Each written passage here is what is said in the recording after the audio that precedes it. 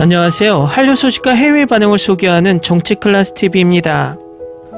오늘은 넷플릭스가 K드라마를 견제할 수밖에 없는 이유가 통계로 나왔다는 소식과 넷플릭스를 벗어나 전 세계적으로 신드롬을 일으키고 있는 K드라마의 프랑스 시청자 반응까지 살펴보겠습니다. 넷플릭스를 포함한 미국의 글로벌 OTT들은 모두가 똑같은 목표를 가지고 K드라마를 집어들었습니다. 북미와 유럽을 이미 미드와 미 영화로 장악했고 향후 가장 인구가 많고 블루오션 시장인 아시아 시장을 장악할 수 있는 것은 현재 아시아에서 지존의 자리에 있는 K 콘텐츠로 아시아 시청자를 잡아보자는 계획입니다. 그리고 아시아 시장을 접수하면 미드와 미국 영화를 부각시켜 아시아도 미국 콘텐츠로 지배하자는 것입니다. 결국 그 상황이 지금 시기이고 이제는 K 콘텐츠가 넷플릭스나 디즈니 플러스에 올라오면 절대로 유럽과 북미, 남미에 예고편도 올리지 않고 방영을 합니다. 최근에 올라온 넷플릭스 오리지널 중증 외상센터와 멜로무비도 아시아에만 한정해서 예고편을 올리고 절대 유럽과 북미, 남미에는 예고편을 올리지 않습니다. 이것은 변하지 않는 미국의 아메리칸 퍼스트라는 기조 아래 철저하게 계획된 전략입니다. 하지만 K 콘텐츠를 이미 깊이 맛본 아시아 시장을 미국 콘텐츠로 장악하려는 시도는 그렇게 손쉽게 달성되지 않는 모습입니다. 미국 글로벌 OTT들이 왜 갑자기 유럽에 K 콘텐츠의 홍보와 예고편을 끊었는지 그 이유를 풀어주는 공식적인 통계가 나와 지금부터 살펴보겠습니다. 아시아, 유럽 등에서는 K-팝이 미국에서는 한식에 대한 관심이 많았다는 조사 결과가 나왔습니다. 26일 문화체육관광부와 한국문화정보원의 2024년 글로벌 한류 트렌드 분석 보고서에 따르면 아시아, 유럽, 북미 순으로 한류 관련 기사가 많았던 것으로 나타났습니다. 보고서는 2023년 10월부터 2024년 9월까지의 외신기사 및 소셜미디어에서 한류 관련 자료 약 68만 건을 수집 분석했습니다. 조사 결과 아시아 대륙은 모든 콘텐츠에서 평균을 웃도는 보도량을 보였으며 국가별로는 인도, 미국, 태국, 튀르키예 순으로 한국 관련 보도가 많았습니다. 한류에 대한 관심은 지역별로 다른 콘텐츠가 주목을 받았습니다. 아시아, 유럽, 중남미에서는 K-팝 관련 보도가 한류 콘텐츠 중 각각 35.4%, 25.1%, 34.9%를 차지하며 가장 많았습니다. 반면 북미, 아프리카, 오세아니아에서는 K푸드에 대한 보도 비중이 26.7%, 38%, 30%로 가장 높아 한식에 대한 관심이 높은 모습을 보였습니다.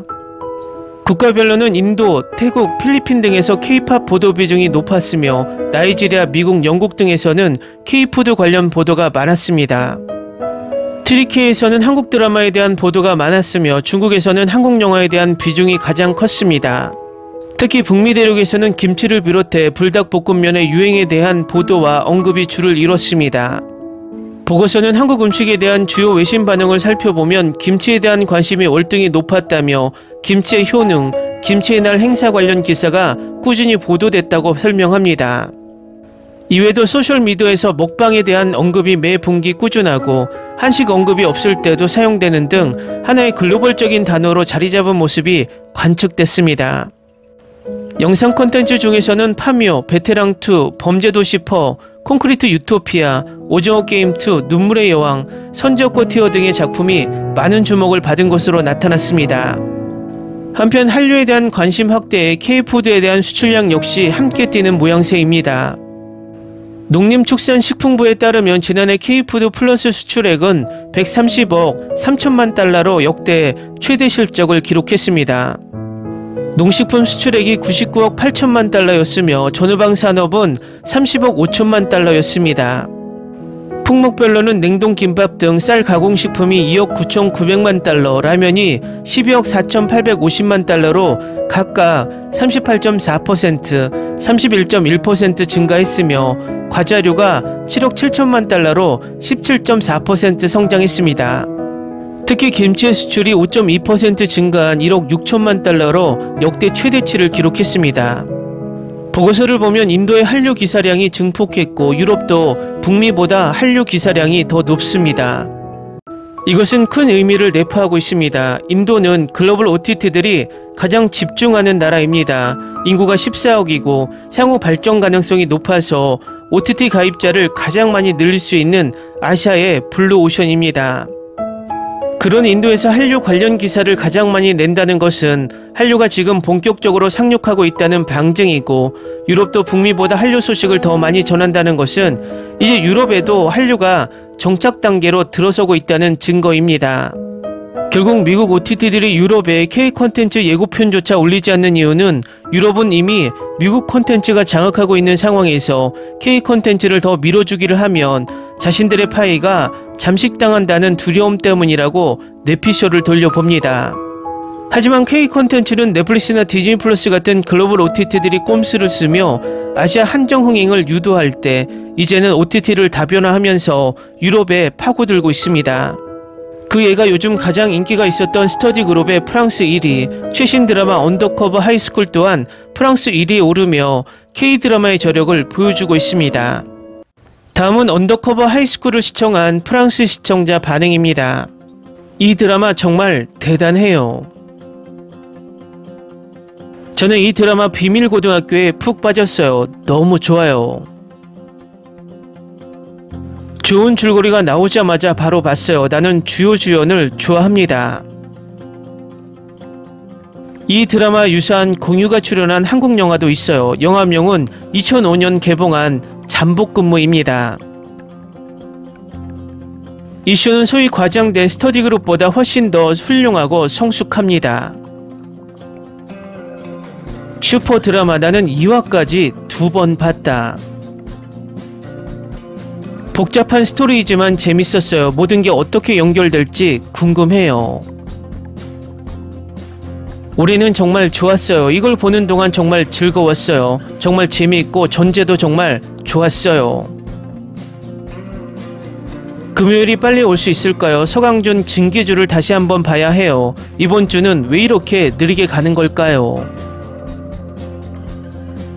첫 두 에피소드는 꽤 재밌습니다. 액션, 학교, 코미디, 그리고 약간의 공포가 잘 섞여 있습니다. 주인공들은 흥미롭습니다. 어리석어지지 않기를 바랍니다.